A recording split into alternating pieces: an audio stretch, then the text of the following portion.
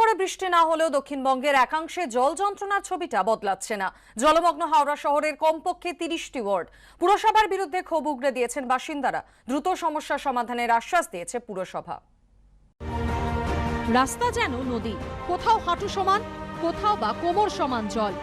অগত্যা এ পথেই যাতায়াত। ধীর গতিতেই চালাচ্ছিলেন মোটর বাইক, কিন্তু এত জলে আর ভারসাম্য রাখতে পারলেন না। জলেই পড়ে গেল দু চাকার যান।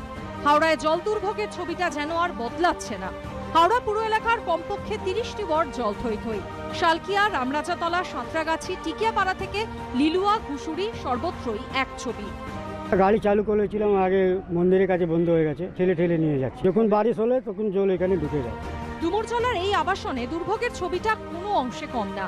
বাড়িতেও ঢুকেছে জল। বাসিন্দাদের অভিযোগ, গত দুদিন ধরে আবাসনে বিদ্যুৎ নেই। এর ফলে পাম্পে তোলা যাচ্ছে না জল।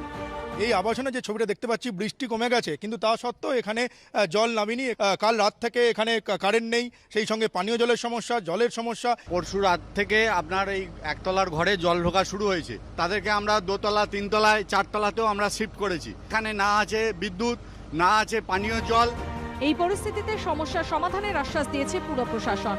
কর্পোরেশনের যে আমাদের যে 10টা পাম্পিং স্টেশন আছে সেগুলো 24 ঘন্টা চলছে। বেশ কিছু জায়গায় জল দাঁড়িয়ে আছে। জল বের করার ক্ষেত্রে একটা সমস্যা হচ্ছে। গঙ্গার হাই টাইট বা জলের স্তর সব জায়গায়, ন্যাচারাল ক্যাচমেন্ট এরিয়াগুলো সব ফিল আপ হয়ে গেছে।